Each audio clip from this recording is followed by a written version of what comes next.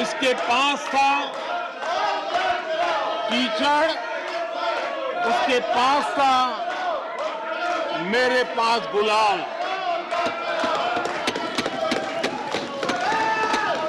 कीचड़ उसके पास था, मेरे पास गुलाल। जो भी जिसके पास था उसने दिया उछाल।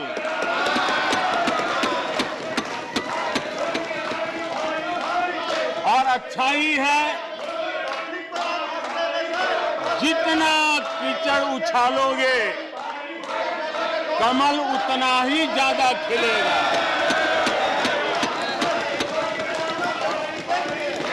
और इसलिए कमल खिलाने में आपका प्रत्यक्ष परोक्ष जो भी योगदान है, इसके लिए मैं उनका भी आभार व्यक्त करता हूं। मैंने किसी अखबार में पढ़ा था, मैं कोई वेरीफाई तो नहीं किया है, और रिपोर्ट कह रही थी 600 जितनी सरकारी योजनाएं सिर्फ गांधी नेहरू परिवार के नाम पे है।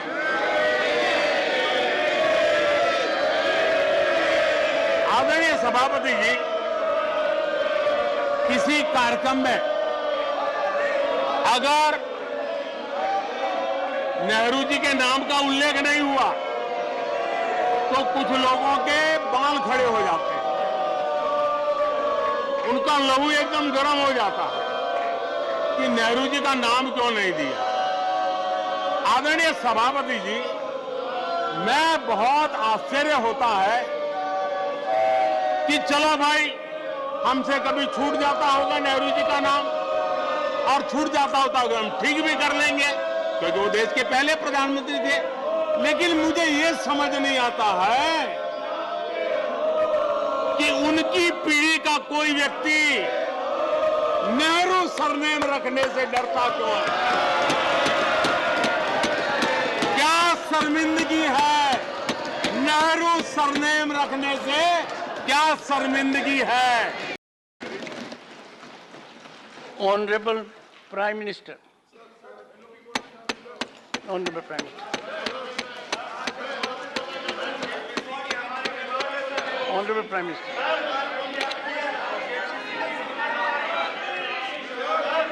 Honorable Prime Minister. आदरणीय सभापति जी, राष्ट्रपति जी के अभिभाषण पर धन्यवाद प्रस्ताव पर जो चर्चा चल रही है, उस चर्चा में शरीक होकर के मैं आदरणीय राष्ट्रपति जी का आदरपूर्वक धन्यवाद करता हूं। आदरणीय राष्ट्रपति जी का अभिनंदन करता हूं।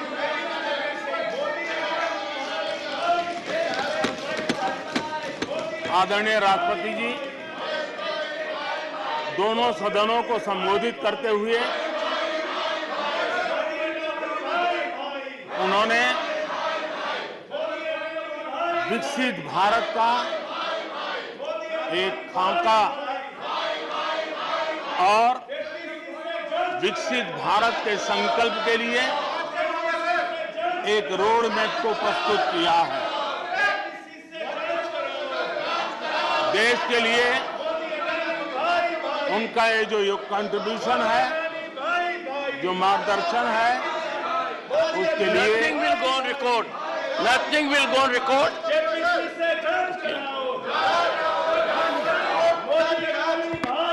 Honorable members, honorable members, honorable members, take your seat. Honorable members, honorable members, honorable members, take your seat. I call upon honorable members to observe decorum and take your seats. Honorable members,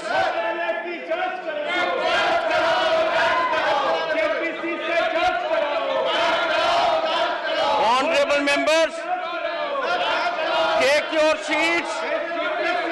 I will be called upon to name you. I will be called upon to name you. Take your seats. Take your seats, Honorable Prime Minister.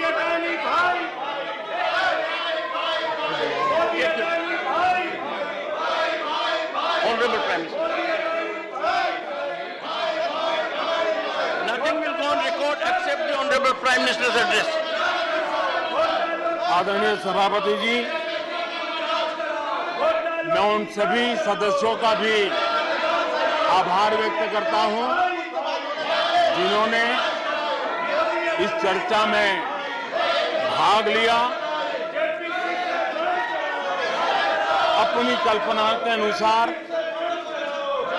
चर्चा को विस्तार देने का प्रयास भी किया और इसलिए मैं सदन में हिस्सा लेने और चर्चा में हिस्सा लेने वाले सभी आदरणीय सदस्यों का धन्यवाद करता हूं। आदरणीय सभापति जी, ये सदन राज्यों का सदन है। बीते दशकों में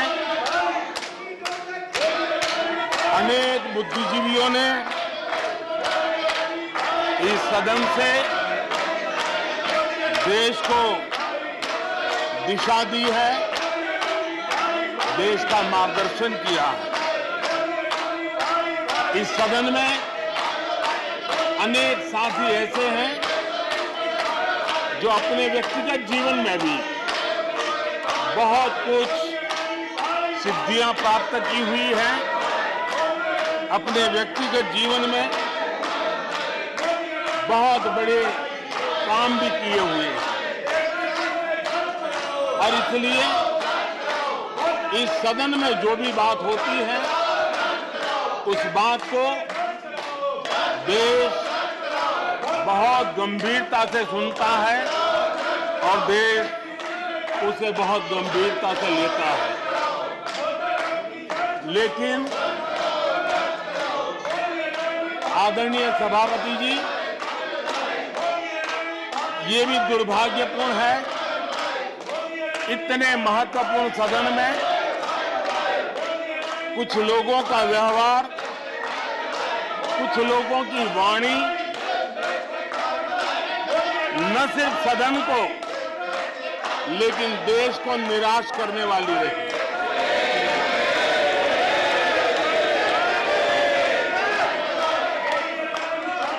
इस प्रकार की वृत्ति प्रवृत्ति के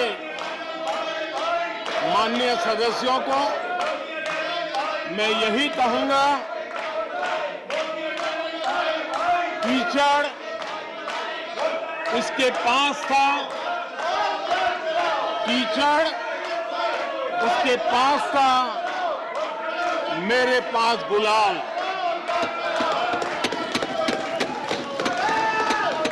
कीचड़ उसके पास था, मेरे पास गुलाल। जो भी जिसके पास था उसने दिया उछाल।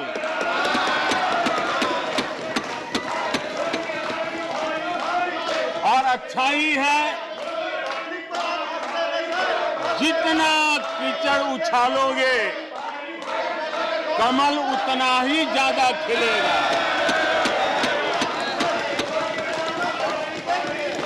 और इसलिए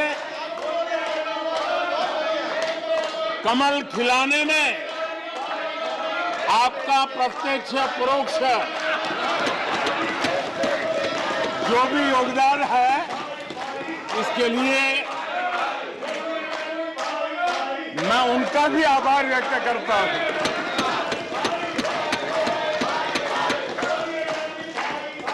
आदरणीय सभापति जी, कल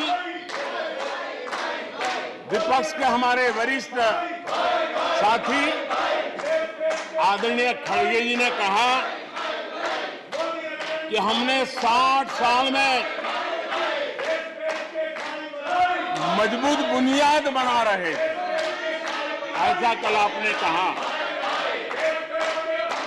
और उनकी शिकायत थी कि बुनियाद तो हमने बनाई और क्रेडिट मोदी ले रहा है। लेकिन आदरणीय सभापति जी, 2014 में आकर के जब मैंने बारीकी से चीजों को बड़ी गहराई से देखने का प्रयास किया, फर्स्ट हैंड इंफॉर्मेशन लेने का प्रयास किया, तो मुझे नजर आया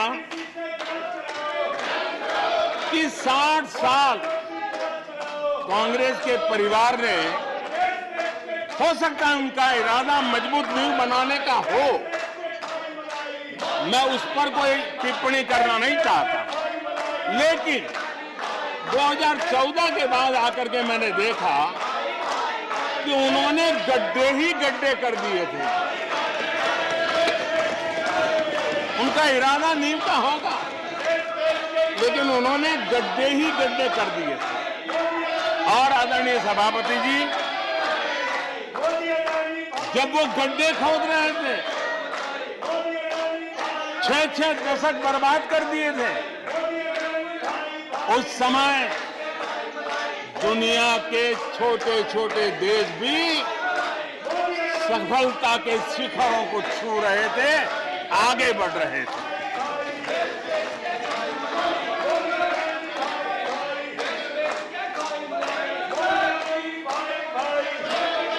आदरणीय सभापति जी, उनका तो वो साल इतना अच्छा माहौल था कि पंचायत से लेकर के पार्लियामेंट तक उन्हीं की दुनिया चलती थी। इतना देश भी अनेक आशा अपेक्षाओं के साथ आंख बंद करके उनका समर्थन करता था, लेकिन उन्होंने इस प्रकार की कार्यशैली विकसित की, इस प्रकार का कल्चर विकसित किया कि जिसके कारण वे एक भी चुनौती का परमानेंट सॉल्यूशन करने का न कभी सोचा, न कभी उनको सूझा, न कभी उन्होंने प्रयास किया।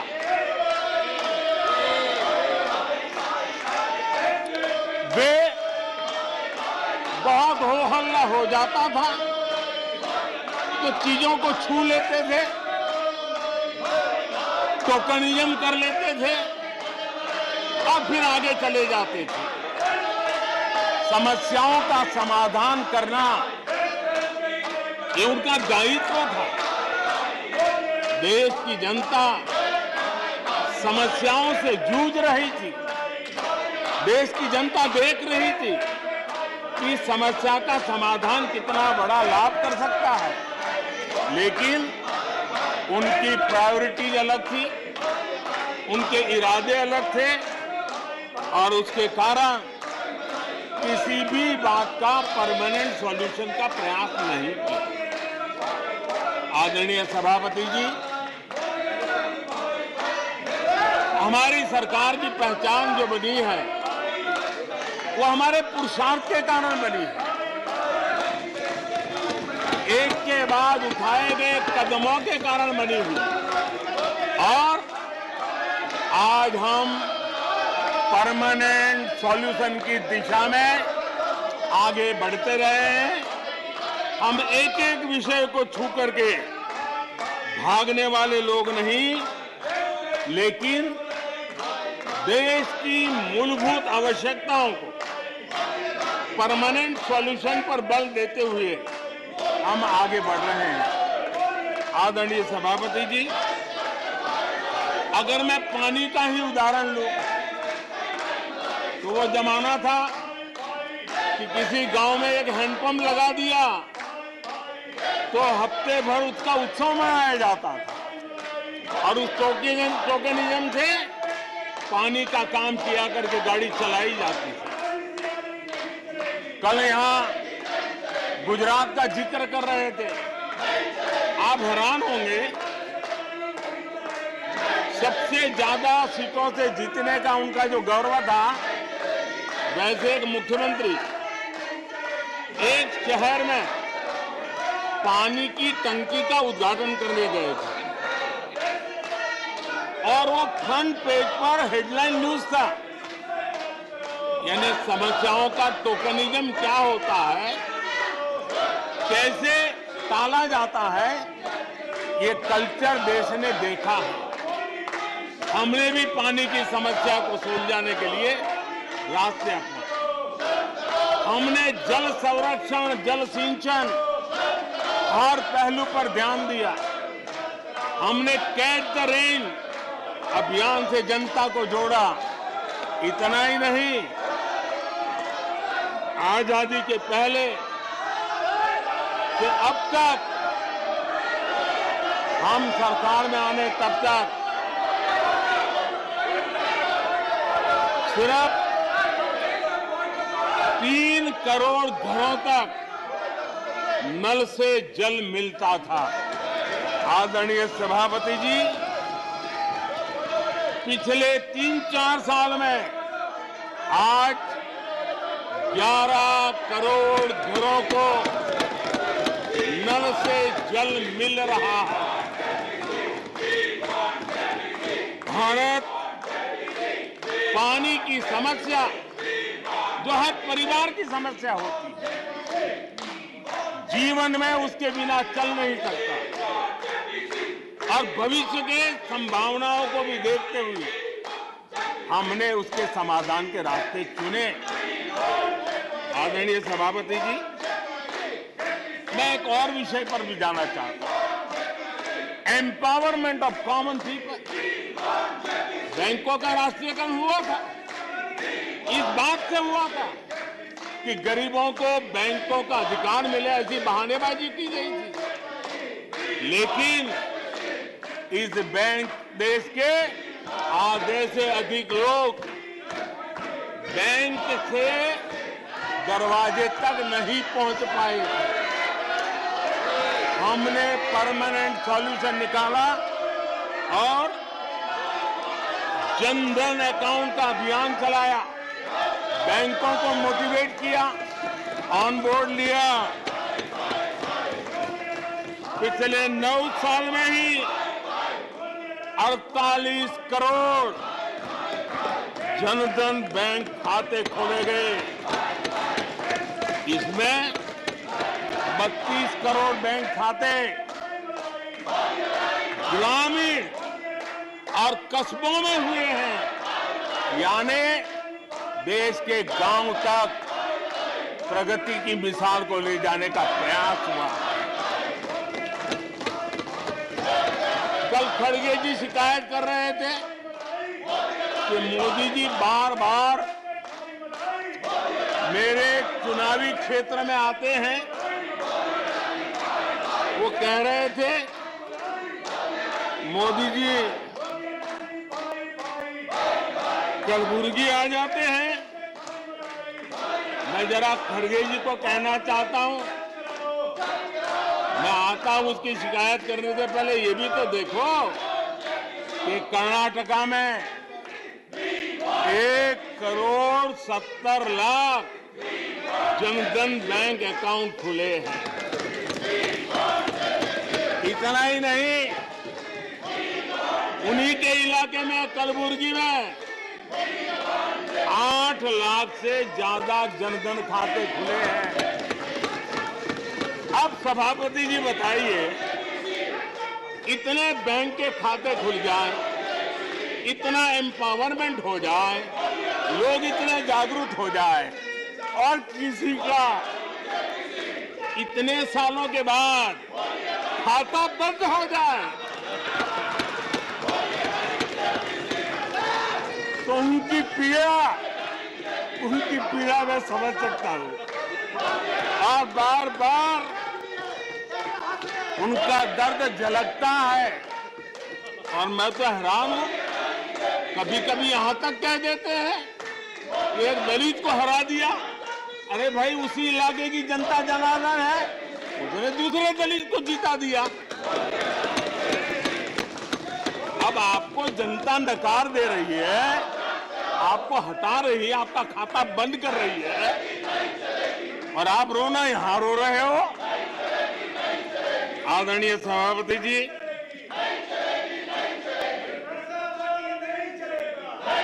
जनधन, आधार, मोबाइल, ये जो त्रिशक्ति है, और उसने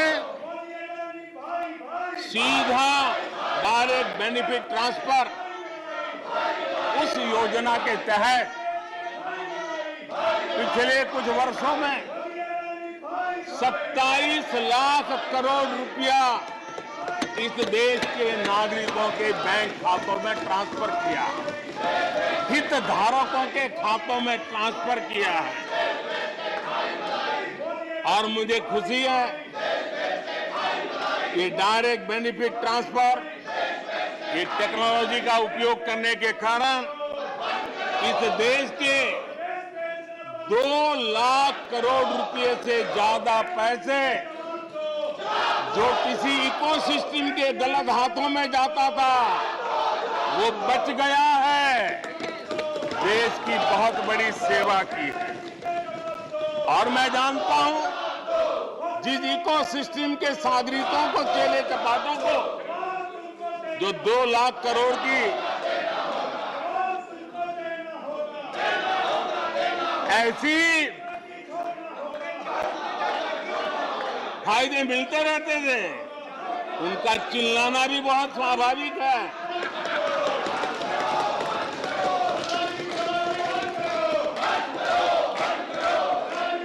आदरणीय सभापति जी, हमारे देश में पहले परियोजनाएं अटकाना, लटकाना, भटकाना, ये उनकी कार्य संस्कृति का हिस्सा बन गया था। यही उनका कार्य करने का तरीका बन गया था। ईमानदार टैक्स पेयर की गाढ़ी कमाई, उसका नुकसान होता था। हमने टेक्नोलॉजी का प्लेटफॉर्म तैयार किया, पीएम गति शक्ति मास्टर प्लान लेकर के आए और 1600 लेयर में डेटा के माध्यम से इंफ्रास्ट्रक्चर को, प्रोजेक्ट्स को गति देने का काम हो रहा है। जो योजनाएं बनाने में महीनों लग जाते थे, वो आज सप्ताहों के भीतर भीतर उसको आगे बढ़ा दिया जाता है, क्योंकि आधुनिक भारत के निर्माण के लिए इंफ्रास्ट्रक्चर का महत्व हम भली भांति समझते हैं, स्केल का भी महत्व समझते हैं, स्पीड का भी महत्व समझते हैं, और टेक्नोलॉजी के माध्यम से परमानेंट सॉल्यूशन और परमानेंट एस्पिरेशन का एड्रेस करने का प्रयास आदरणीय सभापति जी हम कर रहे हैं। आदरणीय सभापति जी, कोई भी जब सरकार में आता है तो देश के लिए कुछ करने के वादे करके आता है, जनता का कुछ भला करने के वादे करके आता है, लेकिन सिर्फ भावनाएं व्यक्त करने से बात बनती नहीं है। आप कह दें कि हम ऐसा चाहते हैं, हम ऐसा चाहते हैं, जैसे कभी कहा जाता था गरीबी हटाओ, 4-4 दशक हो गए, हुआ कुछ नहीं। इसलिए विकास की गति क्या है, विकास की नीयत क्या है, विकास की दिशा क्या है, विकास का प्रयास क्या है, परिणाम क्या है, ये बहुत मायने रखता है। सिर्फ आप कहते रहे कि हम भी कुछ करते थे, इतने से बात बनती नहीं है। आदरणीय सभापति जी, जबकि हम जनता को उनकी प्राथमिकताओं के आधार पर, उनकी आवश्यकताओं, और जब जनता की इतनी बड़ी आवश्यकताओं के लिए मेहनत करते हैं तो हम पर दबाव भी बढ़ता है, हमें मेहनत भी ज्यादा करनी पड़ती है, हमें परिश्रम भी ज्यादा करना पड़ता है, लेकिन हमने जैसे महात्मा गांधी जी कहते थे, श्रेय और प्रेय, हमने श्रेय का रास्ता चुना है, प्रिय लग जाए आराम कर लें, वो रास्ता हमने नहीं चुना है। मेहनत करनी पड़ेगी तो करेंगे, दिन रात खपाना पड़ेगा तो खपाएंगे, लेकिन जनता जनार्दन के एस्पिरेशन को चोट नहीं पहुंचने देंगे और उसके एस्पिरेशन सिद्धियों में परिवर्तित हो जाए और देश विकास की यात्रा को पार करे, इसके लिए हम काम करते रहेंगे। इन सपनों को लेकर के चलने वाले हम लोग हैं और हमने वो करके दिखाया। आदरणीय सभापति जी, अब आप देखिए, देश आजाद हुआ तब से 2014 तक 14 करोड़ एलपीजी कनेक्शन थे और लोगों की मांग भी थी। लोग सांसदों के पास जाते थे कि हमें एलपीजी कनेक्शन मिल जाए और उस समय 14 करोड़ घरों में था, डिमांड भी कम थी, प्रेशर भी कम था, आपको गैस लाने के लिए खर्चा भी नहीं करना पड़ता था, आपको गैस पहुंचाने के लिए व्यवस्था, आप भी मजे में, चलती भी गाड़ी, काम होता नहीं था, लोग इंतजार करते रहते थे। लेकिन हमने सामने से होकर के तय किया कि हर घर को एलपीजी कनेक्शन देंगे। हमें मालूम था कि हम कर रहे हैं, हमें मेहनत करनी पड़ेगी, हमें मालूम था हमें धन खर्च करना पड़ेगा, हमें मालूम था हमें दुनिया भर से गैस लाना पड़ेगा। ये सब दबाव की संभावना जानने के बावजूद भी हमारी प्राथमिकता मेरे देश का नागरिक था, हमारी प्राथमिकता हमारे देश के सामान्य लोग थे और इसलिए हमने 32 करोड़ से ज्यादा परिवारों के पास गैस कनेक्शन पहुंचाए। नया इंफ्रास्ट्रक्चर खड़ा करना पड़ा, धन खर्चना पड़ा। आदरणीय सभापति जी, इस एक उदाहरण से आप समझ सकते हैं कि हमें कितनी मेहनत करनी पड़ी होगी, लेकिन हमने आनंद के साथ, संतोष के साथ, गर्व के साथ इस मेहनत को किया और मुझे खुशी है कि सामान्य मानवी को उसका संतोष मिला। इससे बड़ा एक सरकार के लिए संतोष क्या हो सकता है। आदरणीय सभापति जी, आजादी के अनेक दशकों के बाद भी इस देश में 18,000 से ज्यादा गांव ऐसे थे जहां बिजली नहीं पहुंची थी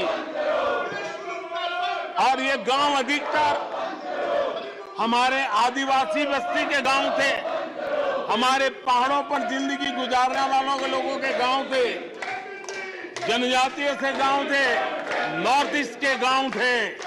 लेकिन ये उनके चुनाव के हिसाब किताब में बैठता नहीं था, इसलिए इनकी प्रायोरिटी नहीं था। हम जानते थे ये कठिन काम इन्होंने छोड़ दिए हैं। हमने कहा हम तो मक्खन पे लकीर करने वाले नहीं, पत्थर पे लकीर करने वाले लोग हैं। हम इस चुनौती को भी उठाएंगे, हम इस चुनौती को भी उठाएंगे और हमने हर गांव में बिजली पहुंचाने का संकल्प उठाया। समय सीमा में 18,000 गांवों में बिजली पहुंचाई और उस चुनौतीपूर्ण काम करने के पीछे गांवों में एक नई जिंदगी की अनुभूति हुई, उनका विकास तो हुआ, लेकिन सबसे बड़ी बात हुई देश की व्यवस्था पर उनका विश्वास बढ़ा और विश्वास बहुत बड़ी ताकत होती है। जब देश के नागरिकों का विश्वास बनता है तब वो लाखों करोड़ों गुना एक सामर्थ्य में परिवर्तित हो जाता है। वो विश्वास हमने जीता है और हमने मेहनत की, हमें मेहनत पड़ी, लेकिन मुझे खुशी है कि उन दूर दराज के गांवों को आजादी के इतने सालों के बाद नई आशा की किरण दिखाई दी, संतोष का भाव प्रकट हुआ और वो आशीर्वाद आज हमें मिल रहे हैं। आदरणीय सभापति जी, पहले की सरकारों में कुछ घंटे बिजली आती थी, कहने को तो लगता था बिजली आ गई, गांव के बीच में खंभा डाल दिया तो हर साल उसकी संवत्सरी मनाते थे, फलानी तारीख को खंभा डाला गया था, बिजली तो आती नहीं थी। आज बिजली पहुंची इतना ही नहीं, औसत हमारे देश में 22 घंटे बिजली देने के प्रयास में हम सफल हुए हैं। हमें इस काम के लिए नई ट्रांसमिशन लाइनें लगानी पड़ी, हमें नए ऊर्जा उत्पादन के लिए काम करना पड़ा, हमने सौर ऊर्जा की ओर जाना पड़ा, हमें रिन्यूएबल एनर्जी का नए क्षेत्र खोजने पड़े। हमने लोगों को उनके भाग्य पर नहीं छोड़ दिया, राजनीतिक फायदे घाटे की बात नहीं सोची, हमने देश का आने वाली कल उज्जवल बनाने का रास्ता चुना। हमने खुद के लिए दबाव बढ़ाया, लोगों की मांग बढ़ने लगी, दबाव बढ़ने लगा, हमने मेहनत वाला रास्ता चुना और इसके नतीजे आज देश देख रहा है। देश ऊर्जा के क्षेत्र में प्रगति की ऊंचाइयों को प्राप्त कर रहा है। आदरणीय सभापति जी,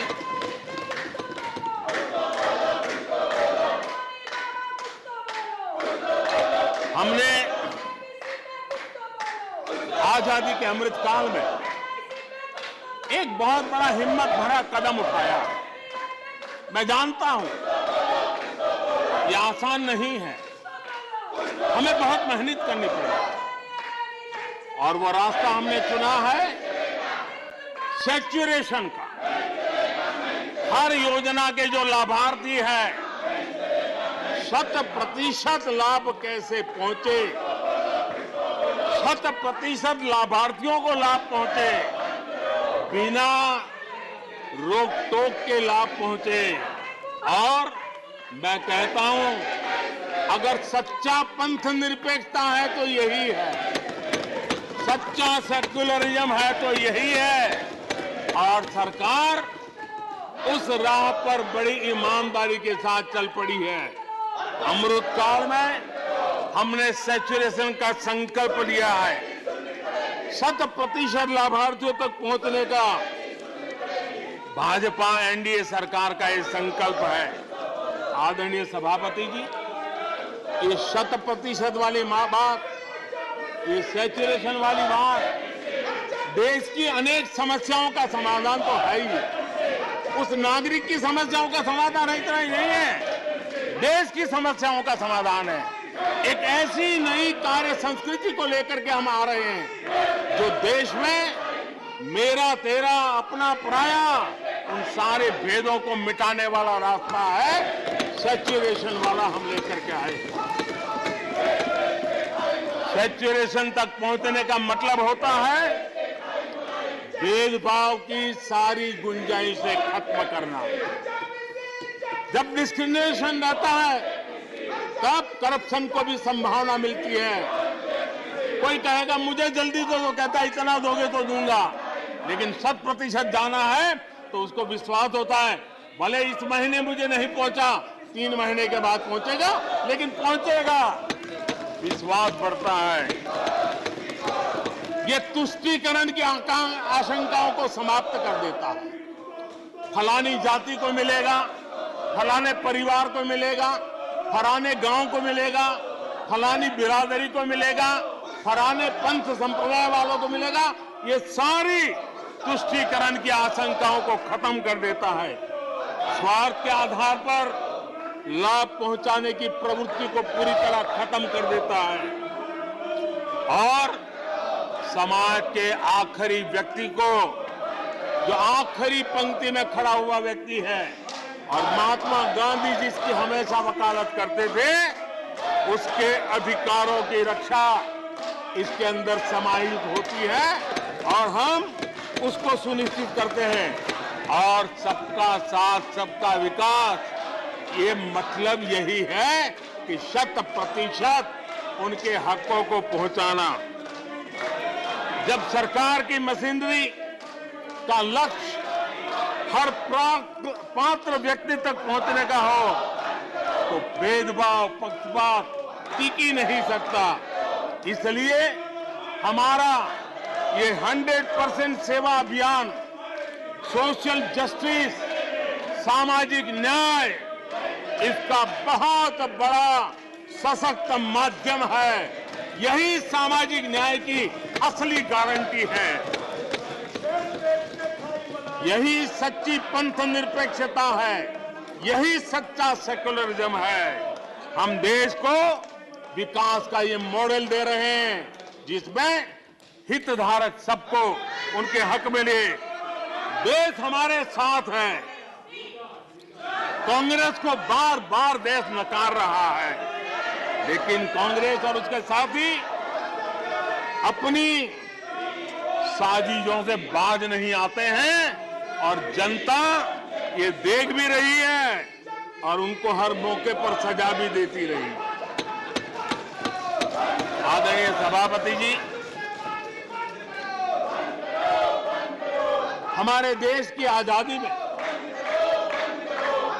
1857 से लेकर के स्वतंत्र संग्राम का कोई भी दशक उठा लीजिए, हिंदुस्तान का कोई भी भूभाग उठा लीजिए, मेरे देश की आजादी की लड़ाई में मेरे देश के आदिवासियों का योगदान स्वर्णिम पुष्प से भरा पड़ा हुआ है।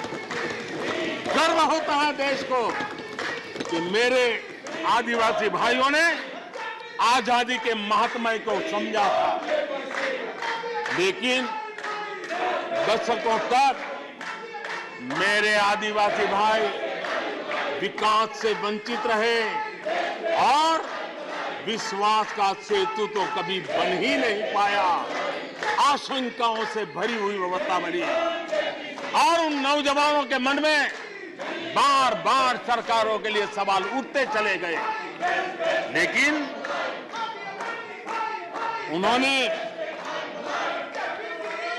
सही नियत से काम किया होता, नेक नियत से काम किया होता, आदिवासियों के कल्याण के प्रति समर्पण भाव से काम किया होता, तो आज 21वीं सदी के तीसरे दशक में मुझे इतनी मेहनत नहीं करनी पड़ती, लेकिन उन्होंने नहीं किया। अटल बिहारी वाजपेयी की सरकार थी, पहली बार इस देश में आदिवासियों के विकास के लिए अलग मंत्रालय बना, पहली बार आदिवासियों की कल्याण के लिए, भलाई के लिए, विकास के लिए अलग बजट की व्यवस्था हुई। आदरणीय सभापति जी, हमने 110 जिलों को आकांक्षी जिलों के रूप में आइडेंटिफाई किया, जो विकास में पीछे रह गए, सामाजिक न्याय जैसे महत्व का है, एवं भौगोलिक रूप से भी जो पीछे रह गए हैं उनको न्याय दिलाना उतना ही आवश्यक होता है। और इसलिए हमने 110 आकांक्षी जिले और 110 में आधे से अधिक वो इलाके हैं जहां बहुल जनसंख्या जनजातीय हैं, मेरे आदिवासी भाई बहन रहते हैं। 3 करोड़ से ज्यादा आदिवासी भाइयों को इसका सीधा लाभ मिला है, उनके जीवन में बदलाव आया है। इन क्षेत्रों में शिक्षा, स्वास्थ्य, इंफ्रास्ट्रक्चर, इसमें अभूतपूर्व सुधार हुआ है, क्योंकि हमने 110 जिलों पर विशेष फोकस किया है, उनका रेगुलर मॉनिटरिंग कर रहे हैं। यहां पर हमारे कुछ माननीय सदस्यों ने ट्राइबल सब प्लान की बात का जिक्र किया था। मैं ऐसे साथियों का अनुरोध करता हूं कि जरा समय निकाल करके किसी पढ़े लिखे व्यक्ति की मदद लेकर के बैठिए, जो बजट को अध्ययन कर सकता है, थोड़ा समझा सकता है, और आप देखेंगे तो पता चलेगा कि बजट में शेड्यूल्ड ट्राइब कंपोनेंट फंड्स, इसके तहत 2014 के पहले की तुलना में 5 गुना अधिक वृद्धि हुई है।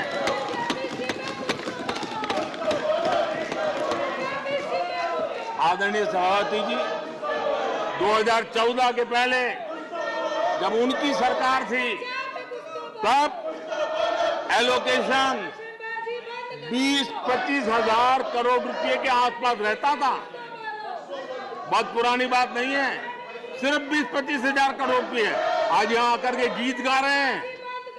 हमने आकर के इस वर्ष 1,20,000 करोड़ का प्रावधान किया। हमने बीते 9 वर्षों में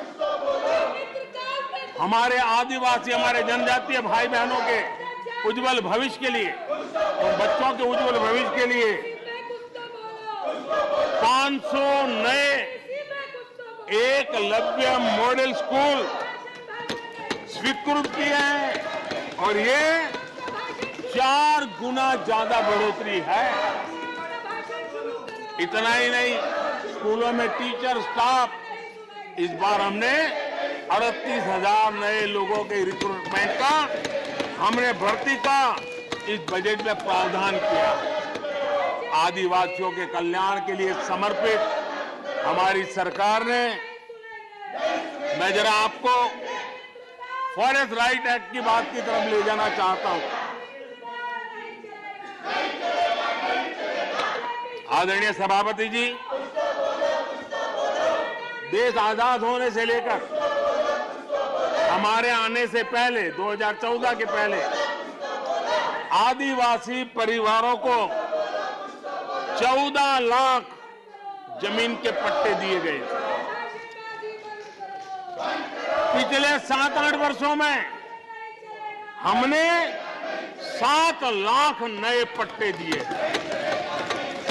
यह अभूतपूर्व काम हुआ है। हमारे आने से पहले 23,000 सामुदायिक पट्टे दिए गए थे, 23,000। हमारे आने के बाद 80,000 से अधिक सामुदायिक पट्टे दिए गए हैं।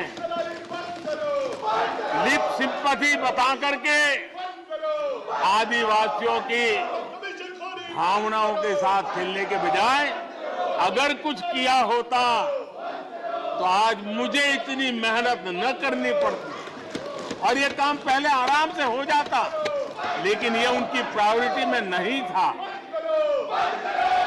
आदरणीय सभापति जी, इनकी अर्थनीति, उनकी समाज नीति, उनकी राजनीति वोट बैंक के आधार पर ही चलती रही और उसके कारण समाज की जो बेसिक ताकत होती है, स्वरोजगार के कारण देश की आर्थिक गतिविधि बढ़ाने वाला जो सामर्थ्य होता है, इन्होंने हमेशा नजरअंदाज कर दिया। उनको वो इतने छोटे लगते थे, इतने बिखरे हुए लगते थे, तो उसका उनको कोई मूल्य ही नहीं था। जो छोटे छोटे काम में जुड़े हुए, जो स्वरोजगार के ऊपर समाज पर बोझ बने बिना समाज में कुछ न कुछ वैल्यू एडिशन करते हैं, उनके प्रति दुर्लक्ष्य किया गया। छोटे काम में जुटे इन करोड़ों लोगों को भुला दिया गया। मुझे गर्व है कि मेरी सरकार ने रेहड़ी वाले, ठेले वाले, फुटपाथ पर व्यापार करने वाले लोगों की सुन ब्याज के चक्कर में जिनके जीवन तबाह हो जाते थे, दिन भर का पसीना ब्याज खोरों के घर जाकर के चुकाना पड़ता था, उन गरीबों की चिंता हमने की, उन रेहड़ी ठेले पटरी वालों की चिंता हमने की। और आदरणीय सभापति जी, हमने इतना ही नहीं, हमारे विश्वकर्मा समुदाय जो समाज निर्माण के अंदर एक भूमिका देते हैं, जो अपने हाथ से औजार की मदद से कुछ न कुछ सृजन करते रहते हैं, समाज की आवश्यकताओं की बहुत बड़ी मात्रा में पूर्ति करते हैं। चाहे हमारा बंजारा समुदाय हो, चाहे हमारे गुमंत जाति के लोग हैं, हमने उनकी चिंता करने का काम किया है। पीएम स्वनिधि योजना हो, पीएम विश्वकर्मा योजना हो, जिसके द्वारा हमने समाज के इन लोगों की मजबूती के लिए काम किया है, उनके सामर्थ्य को बढ़ाने के लिए काम किया। आदरणीय सभापति जी, आप तो स्वयं किसान पुत्र हैं। इस देश के किसानों के साथ क्या बीती है, ऊपर के कुछ एक वर्ग को संभाल लेना और उन्हीं से अपनी राजनीति चलाए रखना, यही सिलसिला चला।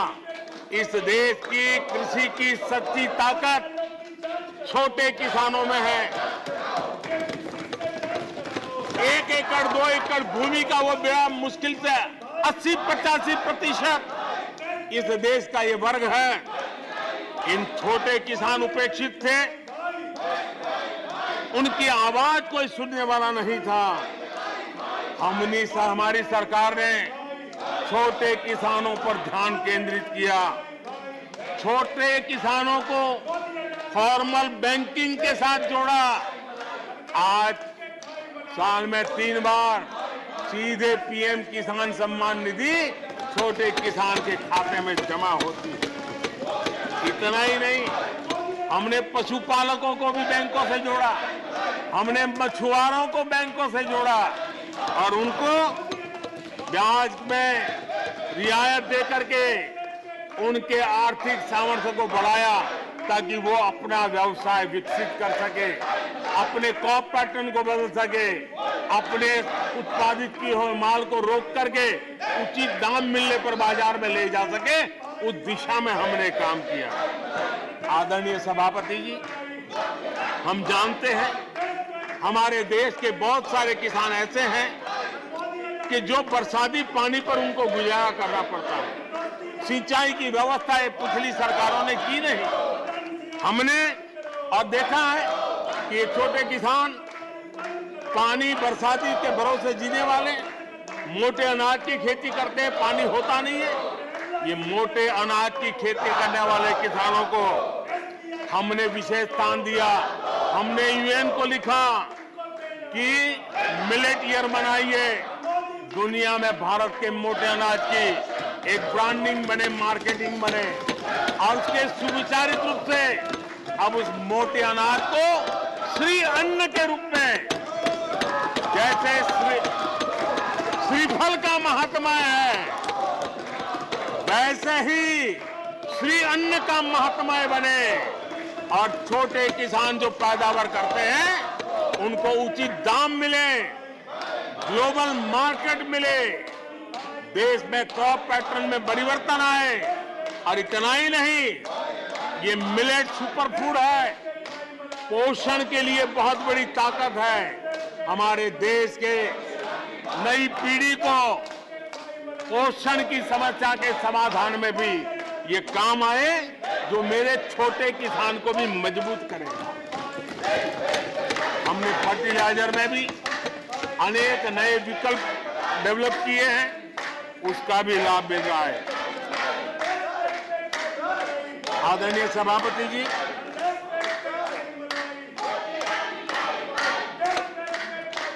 हमें बड़े कन्विक्शन के साथ मैं मानता हूं कि जब निर्णय प्रक्रिया में माताओं बहनों की भागीदारी बढ़ती है तो परिणाम अच्छे मिलते हैं, जल्दी मिलते हैं और निर्धारित लक्ष्य को प्राप्त करने वाले होते हैं।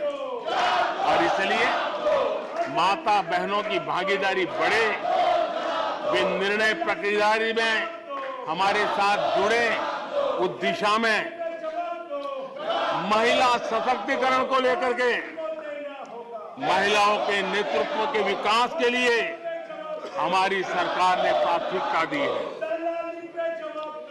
सदन में हमारे एक माननीय सदस्य ने कहा कि महिलाओं को टॉयलेट देने से क्या महिलाओं का विकास हो जाएगा?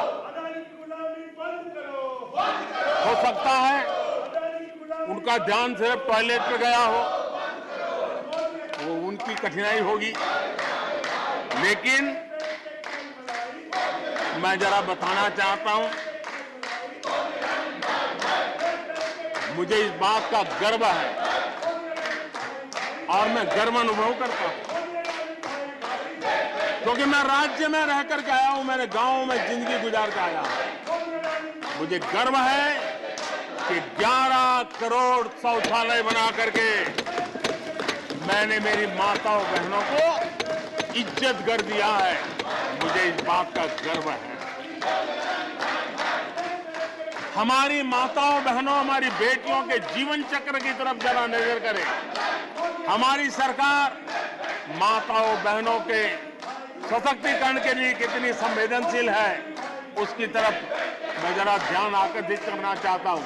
और जिनको सिर्फ टॉयलेट पे ही सोच अटक गई थी, वो जरा कान खुल करके सुने, ताकि आगे जाकर ये बताने में उनको सुविधा होगी। गर्भावस्था के दौरान शिशु को पौष्टिक खाना मिले, इसके लिए हमने मातृ वंदना योजना चलाई और इसके लिए प्रेगनेंसी के समय महिला के बैंक खाते में सीधा पैसा जाए, ताकि उसको पोषण से उसके गर्भ में जो बच्चा है उसके स्वास्थ्य को भी लाभ हो। हमारे यहाँ माता मृत्यु दर, शिशु मृत्यु दर, इस गंभीर समस्या से मुक्ति का एक उपाय इंस्टीट्यूशनल डिलीवरी, हमारे गरीब से गरीब मां की इंस्टीट्यूशनल डिलीवरी हो, शिशु का जन्म अस्पताल में हो, इसके लिए हमने धन भी खर्च करना तय किया और व्यापक अभियान भी चलाया और उसके सुफल दिखाई भी दे रहे हैं। हम जानते हैं किसी न किसी मानसिक विकृति के कारण बेटियों को मां के कोख में ही मारने की प्रवृत्ति बढ़ गई थी। ये समाज के लिए कलंक था। हमने बेटी बचाओ अभियान चलाया और आज मुझे खुशी है कि बेटे जन्म लेते हैं, उसकी तुलना में बेटियों की संख्या बढ़ रही है। ये हमारे लिए संतोष का विषय है। हमने बेटियों की रक्षा का काम किया है। बेटी जब बड़ी होकर स्कूल जाए और शौचालय के अभाव में 5वीं 6वीं कक्षा में आते आते स्कूल छोड़ दें, हमने उस चिंता को भी किया और स्कूलों में बच्चियों के लिए अलग टॉयलेट बनाए, ताकि मेरी बच्चियों को स्कूल छोड़ना न पड़े। ये हमने चिंता की। बेटी की शिक्षा जारी रहे और इसलिए हमने सुकन्या समृद्धि योजना, जिसमें अधिक ब्याज दे करके बेटियों को सुरक्षित शिक्षा की व्यवस्था का प्रबंध किया, ताकि परिवार भी उनको प्रोत्साहन दे। बेटी बड़ी होकर अपना काम करने के लिए बिना गारंटी मुद्रा योजना से लोन ले सके, अपने पैरों पे खड़ी हो सके।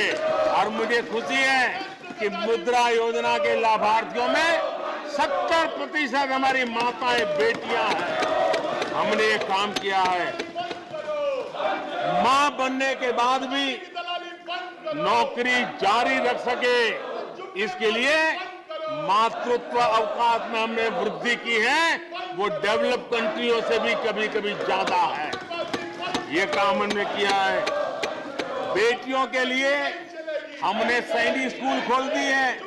आदरणीय सभापति जी, आप तो स्वयं सैनिक स्कूल के विद्यार्थी रहे हैं। बेटियों को वहां एंट्री नहीं थी, वो काम भी हमने कर दिया। आज सैनिक स्कूलों में मेरी बेटियां पढ़ रही हैं। इतना ही नहीं, हमारी बेटियां अबला नहीं सबला है। वो सेना में जाना चाहती है, अफसर बनना चाहती है। हमने हमारी बेटियों को सेना के दरवाजे भी खोल दिए हैं और आज गर्व होता है सियाचिन में मेरे देश की कोई बेटी मां भारती की रक्षा करने के लिए तैनात होती है। बेटी को गांव में कमाई के अवसर मिले और इसके लिए हमने विमेन सेल्फ हेल्प ग्रुप उसको एक नई ताकत दी, वैल्यू एडिशन किया और बैंकों से मिलने वाली उनकी रकम में बहुत बड़ा इजाफा किया। और इसलिए वो भी हमने उनकी प्रगति के लिए हमारी माताओं, बेटियों को, बहनों को लकड़ी के धुएं से जिंदगी में मुसीबतें झेलनी न पड़े, इसलिए हमने उज्ज्वला योजना से गैस का कनेक्शन दिया। हमारी माताओं, बहनों को, बेटियों को पीने का पानी के लिए जूझना न पड़े, 2-2, 4-4 किलोमीटर तक जाना न पड़े। हमने नल से घर तक पानी पहुंचाने का अभियान चलाया ताकि मेरी माताओं, बेटों को, बेटियों को, बहनों को, बेटियों को अंधेरे में गुजारा न करना पड़े। इसलिए हमने सौभाग्य योजना से ऐसे गरीब परिवारों तक बिजली पहुंचाई।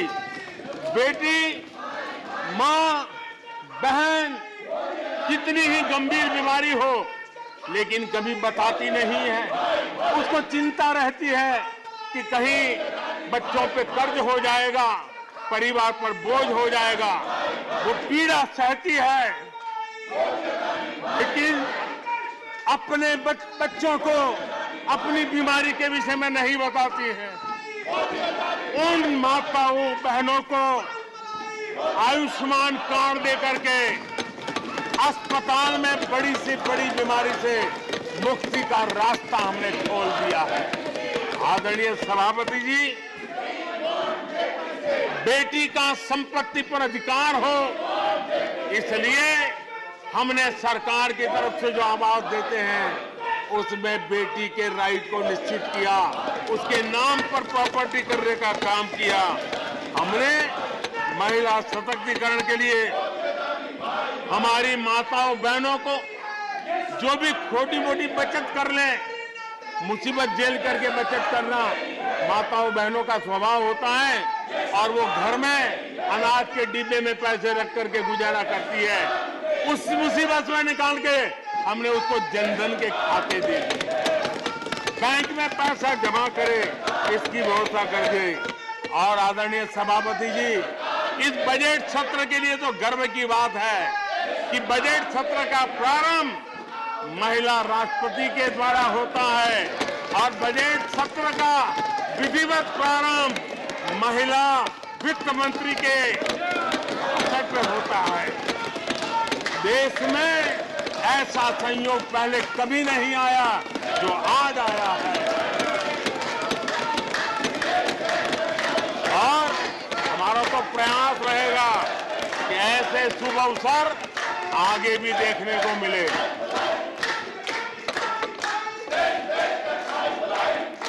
आदरणीय सभापति जी, जब देश को आधुनिक होना है, नए संकल्पों को पार करना है, तो हम साइंस और टेक्नोलॉजी के सामर्थ्य को नकार नहीं सकते।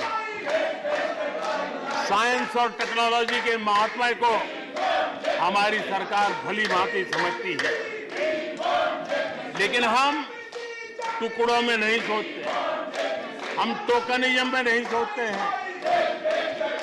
हम साइंस और टेक्नोलॉजी की तरफ से देश को आगे बढ़ाने के लिए हर दिशा में काम कर रहे हैं, सार्वत्रिक प्रयास कर रहे हैं, अनेकविध इनिशिएटिव ले रहे हैं और इसलिए बचपन में साइंटिफिक टेम्परामेंट डेवलप करने के लिए अटल टिंकरिंग लैब, ये वैज्ञानिक सोच के निर्माण के लिए स्कूल के लेवल पर बच्चों को हमने अवसर दिया। उससे थोड़ा आगे निकले, बच्चा कुछ करना शुरू कर ले, तो हमने अटल इंक्यूबेशन सेंटर खड़े किए ताकि कुछ अगर अच्छी प्रगति की है तो उसको वो वायुमंडल मिले, ताकि वो टेक्नोलॉजी में कन्वर्ट करने के लिए वो खोज, वो इनोवेशन काम आ जाए। इसके लिए हमने विज्ञान की इस प्रगति का परिणाम, हमने नीतियां बदली। स्पेस के क्षेत्र में अब प्राइवेट भागीदारी का हमने सपना पूरा किया और मुझे खुशी है मेरे देश के नौजवान आज प्राइवेट सैटेलाइट छोड़ने की ताकत रखते हैं। ये साइंस एंड टेक्नोलॉजी आज स्टार्टअप की दुनिया जो मूलतः साइंस और टेक्नोलॉजी से जुड़ी हुई है, उसमें यूनिकॉर्न की संख्या में आज हम दुनिया में तीसरे नंबर पर पहुंच गए हैं। आदरणीय सभापति जी, आज ये देश गर्व करेगा कि सर्वाधिक पेटेंट इनोवेशन और दुनिया के बाजार में टिकता है पेटेंट, ये सबसे अधिक पेटेंट रजिस्टर करने में आज मेरे देश के नौजवान आगे आ रहे हैं। आदरणीय सभापति जी, आधार की ताकत क्या होती है वो हमारी सरकार ने आके दिखा दिया, और आधार से जुड़े हुए जो विद्वान लोग हैं उन्होंने भी कहा है कि आधार के महत्व को, टेक्नोलॉजी के महत्व को 2014 के बाद समझा गया, और उसके कारण वो मेहनत अब रंग ला रही है। हमने देखा है कोविड के काल में कोविन प्लेटफॉर्म 200 करोड़ वैक्सीनेशन और सर्टिफिकेट कोविन का आपके मोबाइल पर विद इन ए सेकंड आ जाता है।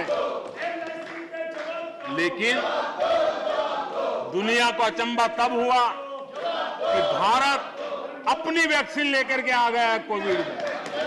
दुनिया के लोग अपनी वैक्सीन, हमारे यहाँ कोई बहुत बड़ा मार्केट था, बेचने के लिए भांति भांति के प्रेशर करते थे, आर्टिकल लिखे जाते थे, टीवी में इंटरव्यू दिए जाते थे, सेमिनार किए जाते थे।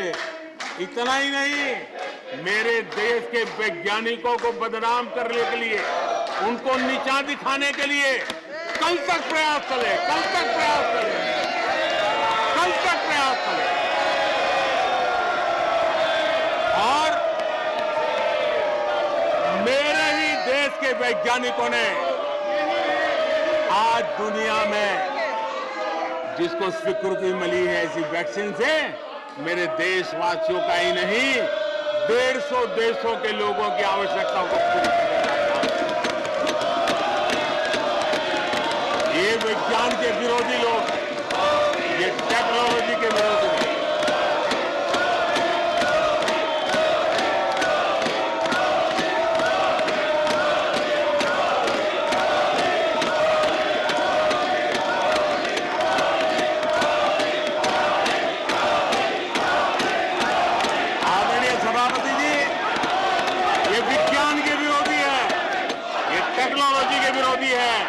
हमारे वैज्ञानिकों को बदनाम करने का कोई मौका नहीं छोड़ते। फार्मेसी की दुनिया में हमारा देश एक ताकत बन के उभर रहा है, दुनिया की फार्मेसी का हब बन रहा है। हमारे नौजवान नए नए इनोवेशन कर रहे हैं, उसको बदनाम करने के रास्ते खोज रहे हैं ये लोग। उनको देश की चिंता नहीं है, अपने राजनीतिक उठापटक की चिंता है। ये दुर्भाग्य है देश का।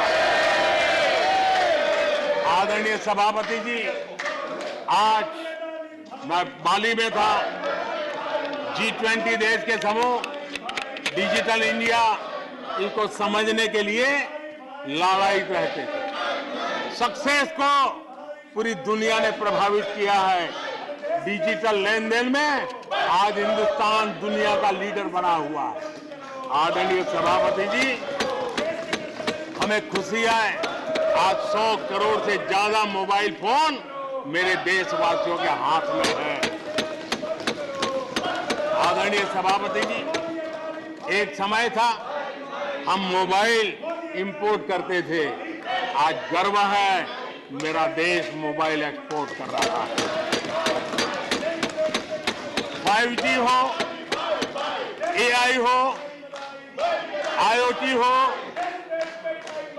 उस तकनीक को आज देश बहुत तेज गति से अपना रहा है, उसका विस्तार कर रहा है। ड्रोन, इसका इस्तेमाल सामान्य जीवन में हो, सामान्य नागरिक की भलाई हो, हमने पॉलिसी में वो बदलाव किया और दवाइयां दूर सुदूर इलाकों में ड्रोन से पहुंचाने का काम आज मेरे देश में हो रहा है।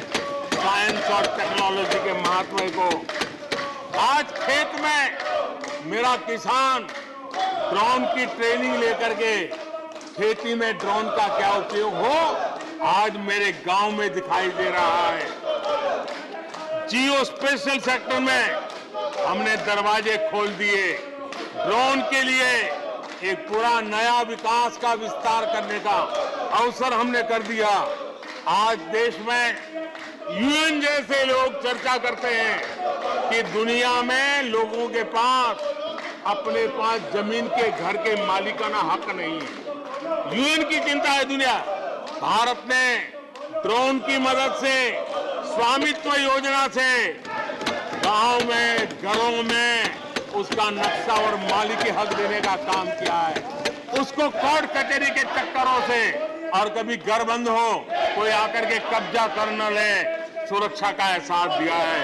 हमने टेक्नोलॉजी का भरपूर प्रयास कॉमन मैन के लिए करने की इस दिशा में सफलता पाई है। आज देश टेक्नोलॉजी के क्षेत्र में आधुनिक विकसित भारत के सपने में उसका महात्मा हम समझते हैं और इसलिए ह्यूमन रिसोर्स डेवलपमेंट, इनोवेशन, इसका महात्मा बहुत है और इसलिए दुनिया की एकमात्र फॉरेंसिक साइंस यूनिवर्सिटी हमारे देश में है। हमने गति शक्ति यूनिवर्सिटी बना करके इंफ्रास्ट्रक्चर की दुनिया में एक नई पहल की है। हमने एनर्जी यूनिवर्सिटी बना करके आज देश रिन्यूएबल एनर्जी के क्षेत्र में एक नया जंप लगाए। अभी से हमारे नौजवान तैयार हो, उस दिशा में हम कर रहे हैं। हमारे देश में टेक्नोक्रेट की तरफ, इंजीनियर्स की तरफ, साइंस की तरफ नफरत करने में कांग्रेस ने अपने शासनकाल में कोई कमी नहीं रखी है और साइंस और टेक्नोलॉजी को सम्मान देने में हमारे कार्यकाल में कोई कमी नहीं रखी है। ये हमारा रास्ता है।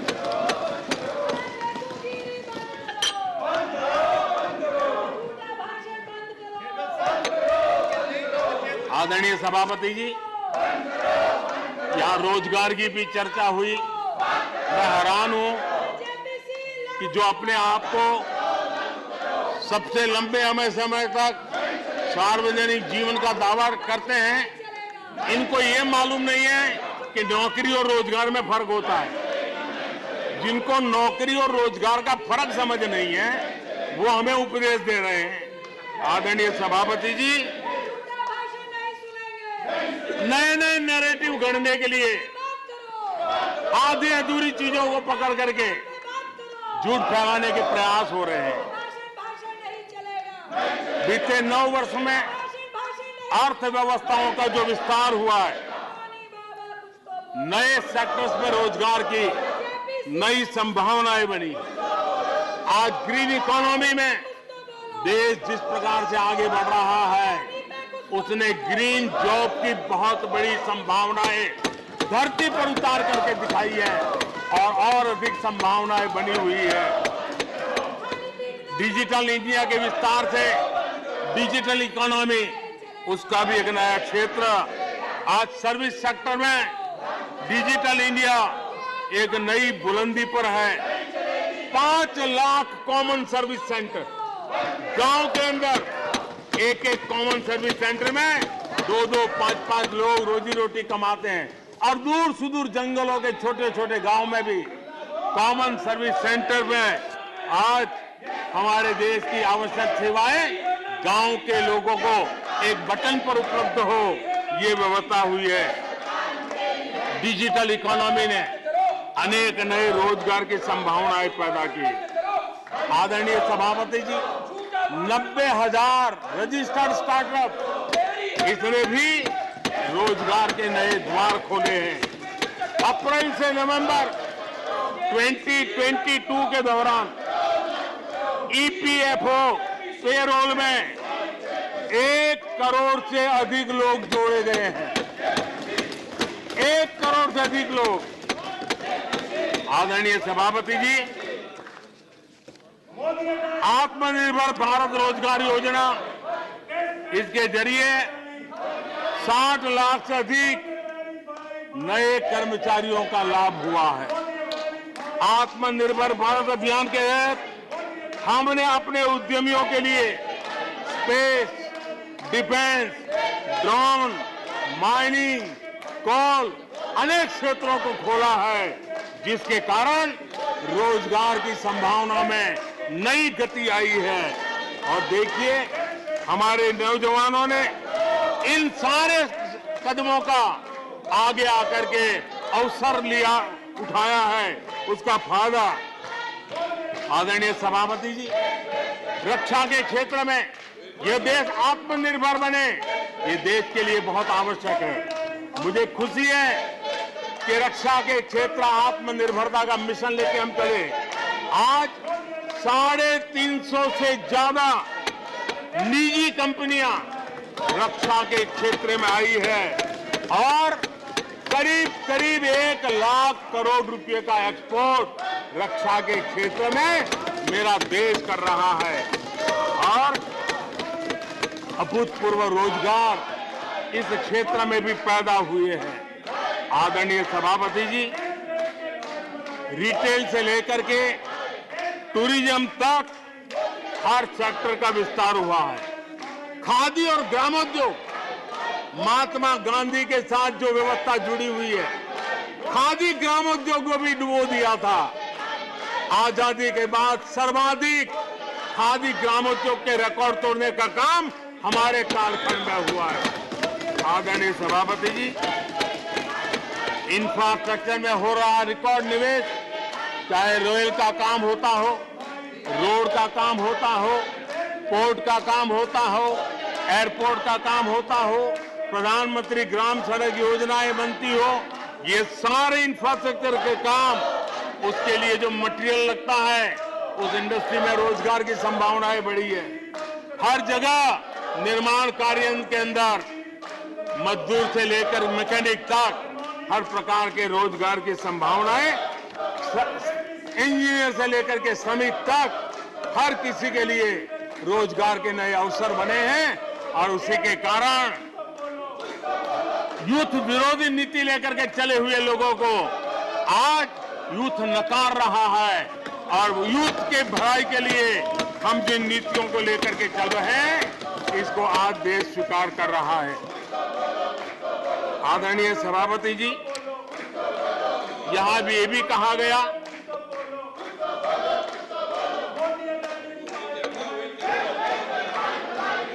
आदरणीय सभापति जी,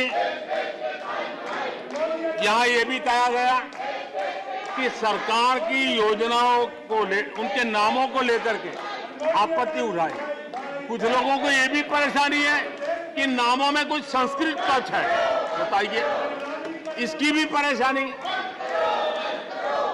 आदरणीय सभापति जी, मैंने किसी अखबार में पढ़ा था, मैं कोई वेरीफाई तो नहीं किया है, और रिपोर्ट कह रही थी 600 जितनी सरकारी योजनाएं सिर्फ गांधी नेहरू परिवार के नाम पे है।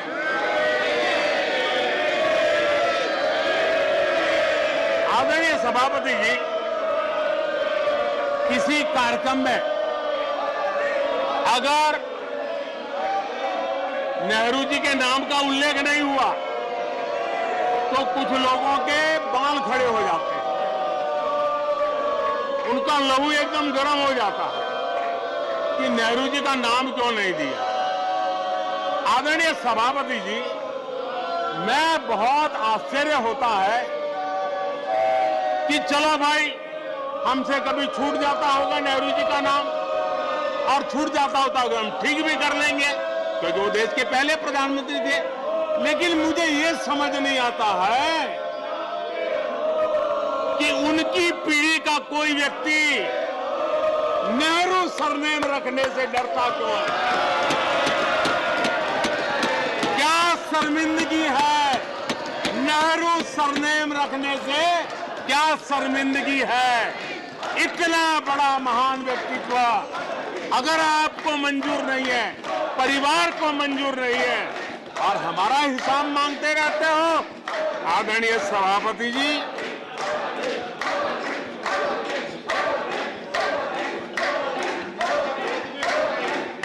कुछ लोगों को समझना होगा, ये सदियों पुराना देश सामान्य मानवी के पसीने और पुरुषार्थ से बना हुआ देश है। जन जन की पीढ़ियों की परंपरा से बना हुआ देश है। ये देश किसी परिवार की जागीर नहीं है।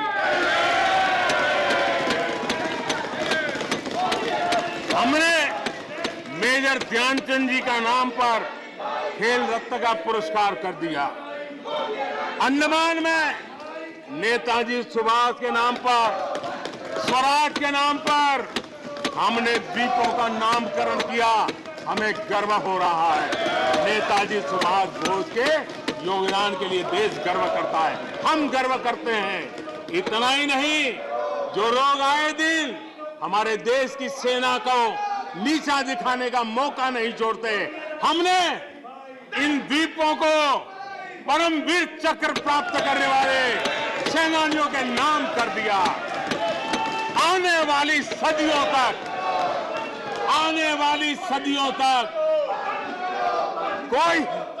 कोई हिमालय की चोटी एक एवरेस्ट व्यक्ति के नाम पर एवरेस्ट बन गई।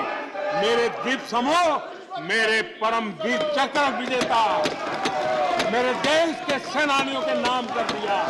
ये हमारी श्रद्धा है, ये हमारी भक्ति है और उसको लेकर के हम चलते हैं। आदरणीय और इससे आपको तकलीफ है और तकलीफ व्यक्त भी हो रही है। हर एक की तकलीफ व्यक्त करने के रास्ते अलग होंगे।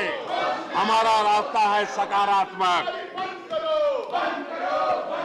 कभी कभी अब ये सदन है, एक प्रकार से राज्यों का महात्मा है। हम पर ऐसे भी आरोप लगाए जाते हैं कि हम राज्यों को परेशान करते हैं। आदरणीय सभापति जी, मैं लंबे अरसे तक राज्य का मुख्यमंत्री रह करके आया हूं। फेडरलिज्म का क्या महत्व होता है वो भली भांति समझता हूं, उसको जी करके आया हूं और इसलिए हमने कोऑपरेटिव कॉम्पिटिटिव फेडरलिज्म पर बल दिया है। आओ हम पर्दा करें, हम आगे बढ़े, हम सहयोग करें, हम आगे बढ़े, उस दिशा में हम चले हैं। हमने हमारी नीतियों में नेशनल प्रोग्रेस का भी ध्यान रखा है और रीजनल एस्पिरेशन को भी एड्रेस किया है।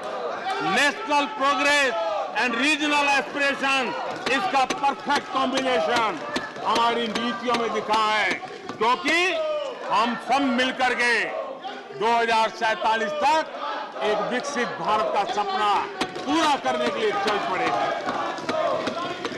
लेकिन जो लोग आज विपक्ष में बैठे हैं, उन्होंने तो राज्यों के अधिकारों की धज्जियां उड़ा दी। जरा मैं कच्चा चिट्ठा आज खोलना चाहता हूं।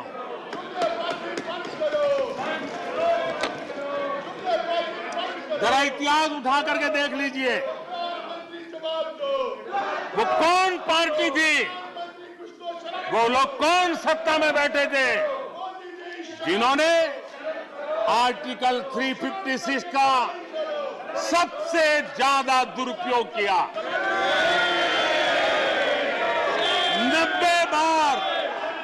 90 बार चुनी हुई सरकारों को गिरा दिया।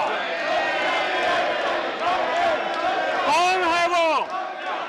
कौन है जिन्होंने किया? कौन है जिन्होंने किया? कौन है जिन्होंने किया? इतना ही नहीं सभापति जी, एक प्रधानमंत्री ने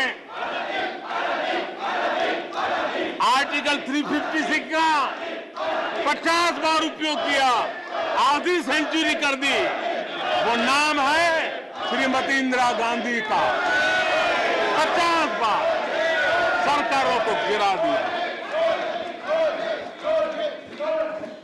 केरल में आज जो लोग इनके साथ खड़े हैं, जरा याद कर लीजिए, थोड़ा बार माइक लगा दीजिए। केरल में वामपंथी सरकार चुनी गई, जिसे पंडित नेहरू पसंद नहीं करते थे। कुछ ही कालखंड के अंदर चुनी हुई पहली सरकार को गढ़ते थे। आज आप वहां खड़े हैं, आपके साथ क्या हुआ था जरा याद कीजिए।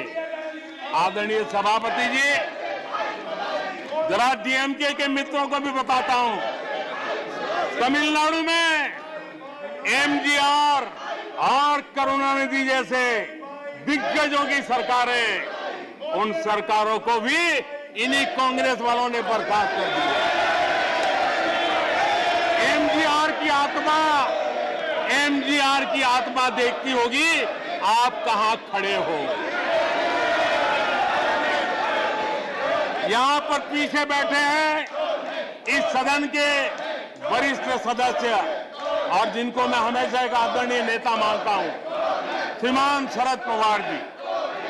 1980 में शरद पवार जी का आयु 35-40 साल की थी। एक नौजवान मुख्यमंत्री महाराष्ट्र की सेवा करने के लिए निकला था, उनकी सरकार को भी गिरा दिया गया और आज वो वहां है। हर क्षेत्रीय नेता को उन्होंने परेशान किया और एनटीआर के साथ क्या किया। यहां कुछ लोग आज कपड़े बदले होंगे, नाम बदला होगा, ज्योतिषियों की सूचना के अनुसार नाम बदला होगा, लेकिन कभी वो भी उनके साथ थे। उस एनटीआर की सरकार को, और वो तबीयत के लिए अमेरिका गए थे, अपने हेल्थ के लिए गए थे। आपने एनटीआर की सरकार को गिराने का प्रयास किया। ये कांग्रेस की राजनीति का स्तर था। आदरणीय सभापति जी, अखबार निकाल के देख लीजिए, हर अखबार लिखता था कि राजभवनों को कांग्रेस के दफ्तर बना दिए गए हैं, कांग्रेस के हेडक्वार्टर बना दिए गए। 2005 में झारखंड में एनडीए के पास ज्यादा सीटें थी, लेकिन गवर्नर ने यूपीओ को शपथ के लिए बुला लिया था।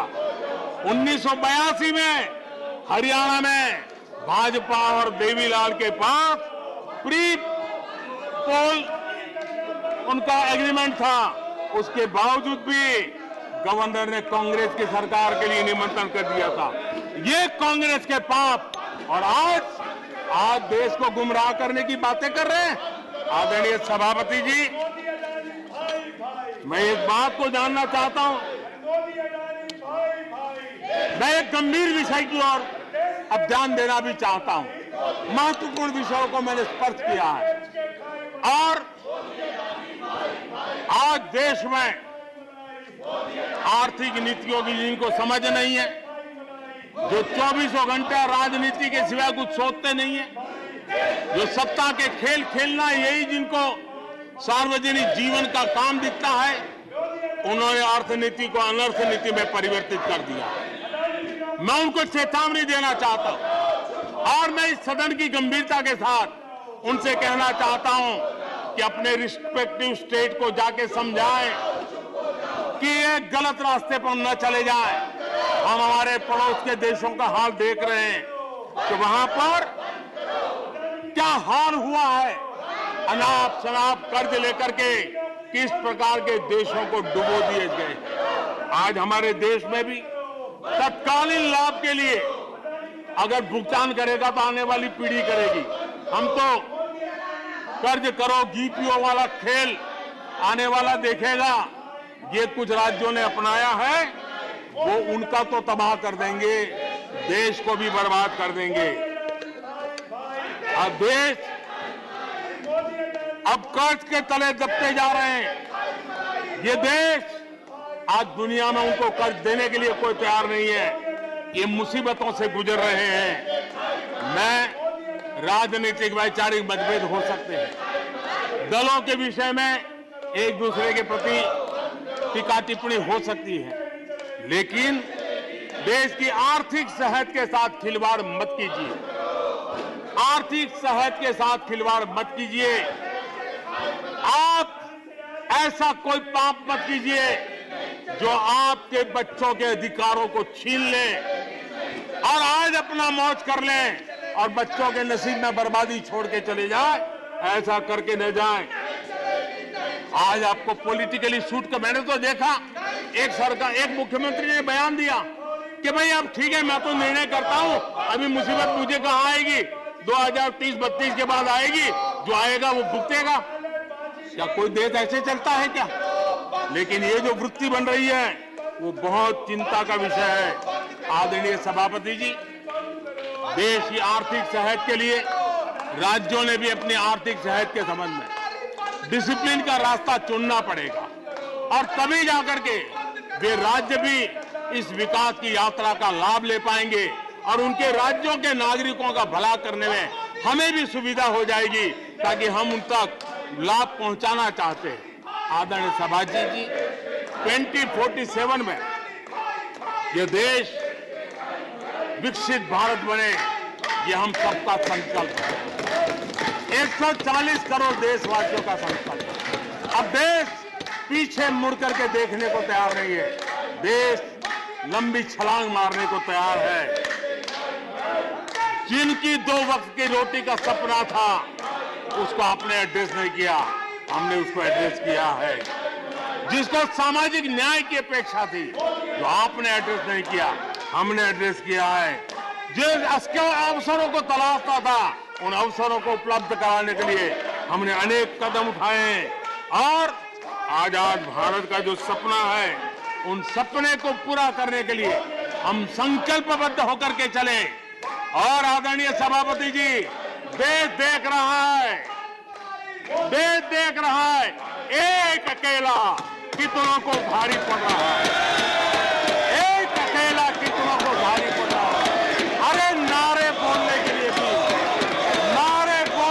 भी उनको बदल करना पड़ता है।